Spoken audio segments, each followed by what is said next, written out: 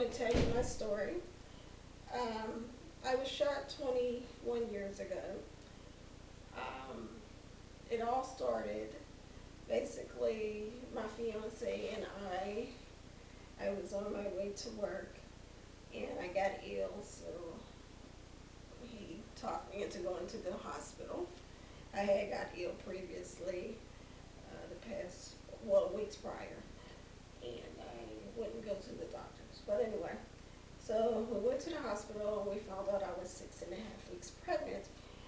And he was like really just ecstatic. He was just so happy, just so happy. We had plans at that time, and he was just so happy. And um, I decided not to go to work. I was really ill, so instead I went back home. I wanted to go home.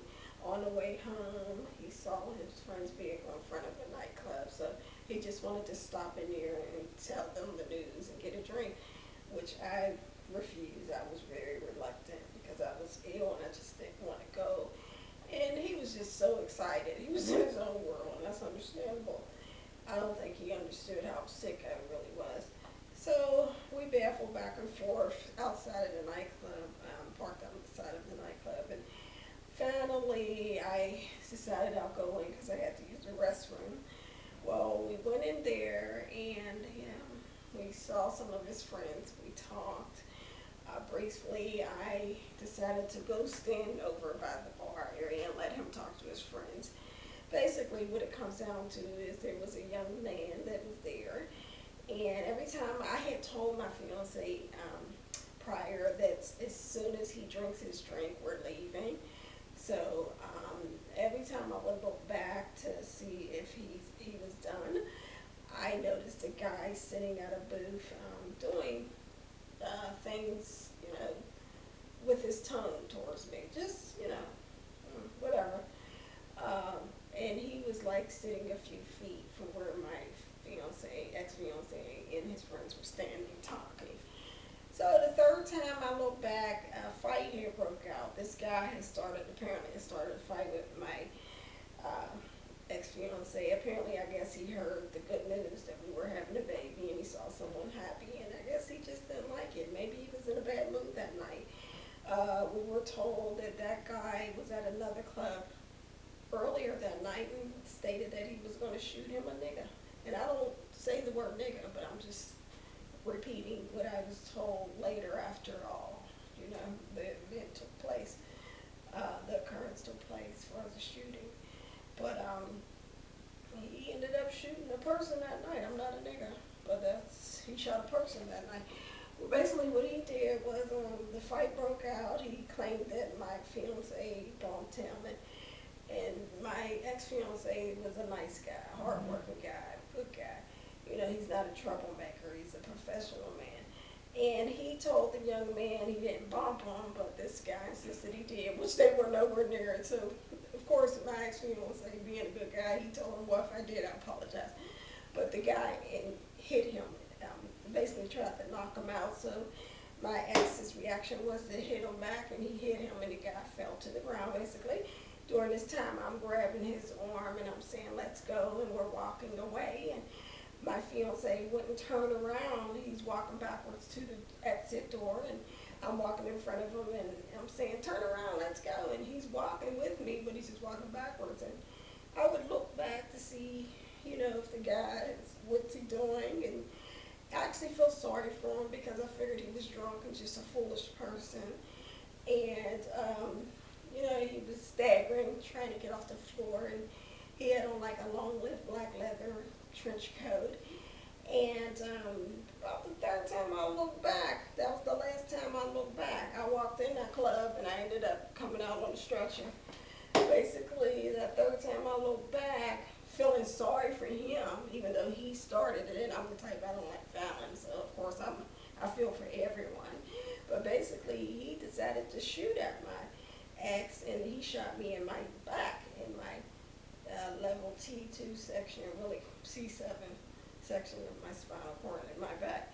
And all I remember is flying through the air like I was a bird, basically.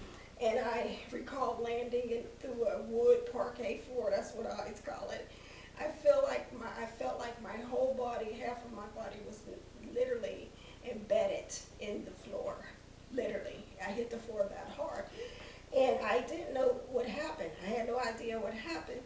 And I heard people screaming. I saw people running, and me and my ex's eyes even connected as he was running away. I saw him literally, in the crowd. And all I thought to myself is, I'm on the floor. I don't know why, and the stampede of bulls are going to crush me. And the stampede of bulls were the people running. I mean, it sounded like bulls, and I just felt like I knew I was going to die because they were going to crush me.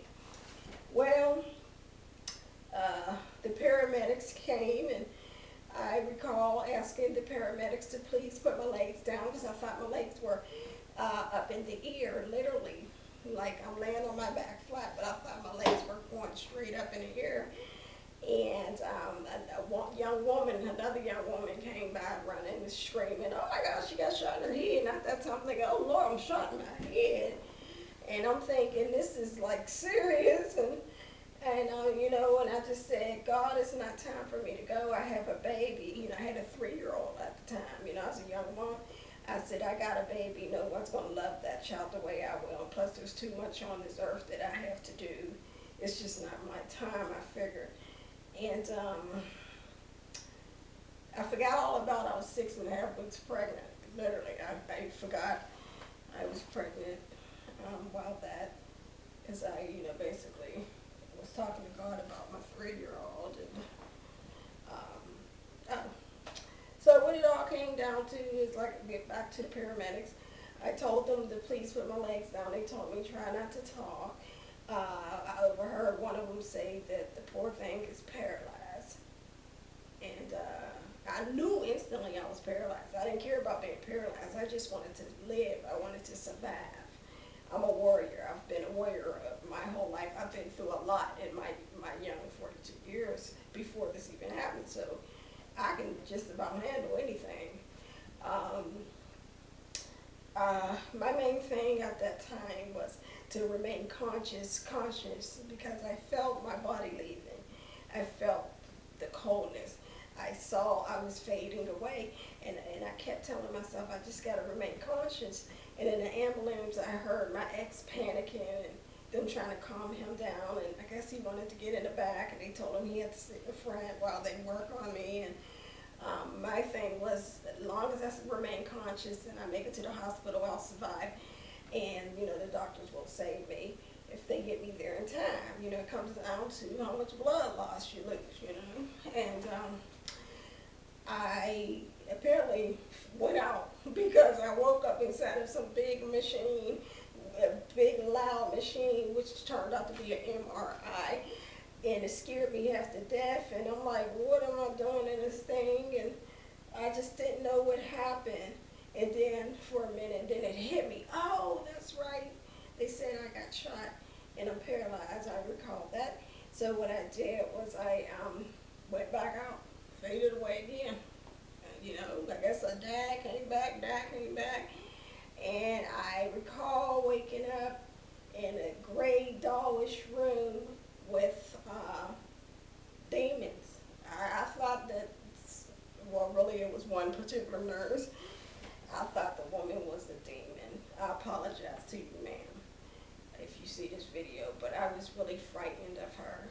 She looked like very evil, and I was in this weird room with thousands, it seemed like machines and tubes coming all out of my bodies and pumps, and there was just so many machines and the wires all over me, and it was just so, oh, what's the word I'm looking for? It was just horrific.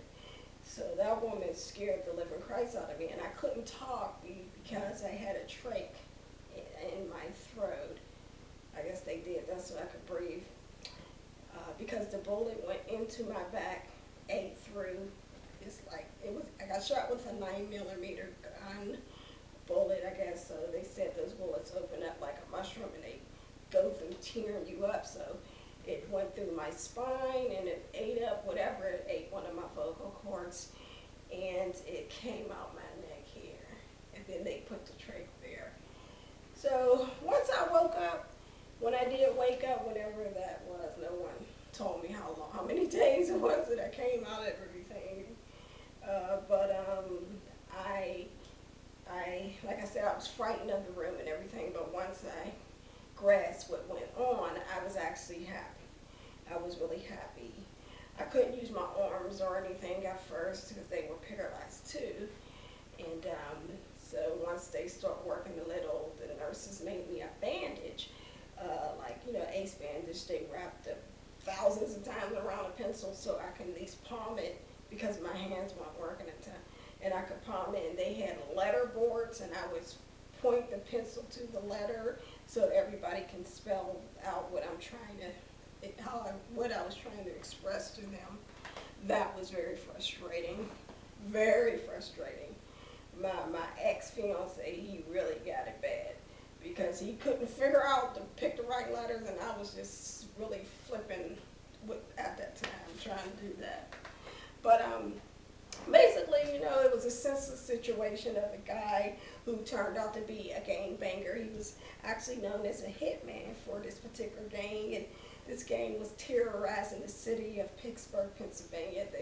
I guess people said they were responsible for a lot of murders and, people being paralyzed. But apparently, I was the first young woman that they did. One of them heard. So the district attorney at the time was already, I'm told that they were already looking at these people and going after them. So I guess when this happened to me, that's when they decided to go get them. I guess that's when they got them all. And, so I saw this happen to me as a sacrifice. I feel bad this happening to me, it saved a lot of other people. Because if this didn't happen to me, those guys probably would still be on the street. Some of them are most likely out. The guy that shot me, he's out. And I pray that, his life turned around. I pray that he's no longer in a gang. And I pray that, he's happy, healthy, and prosperous. Even though I'm having a hard time, I'm very happy, but I haven't prospered financially because of what he done to me has caused me major illness and delay. It has affected my health greatly to the point where I can't work. I can't keep nothing steady. So, he has caused me greatly. But I'm very determined, and I'm not going to give up. I'll have to, I'm one of those people, I'm going to keep trying to accomplish my goals.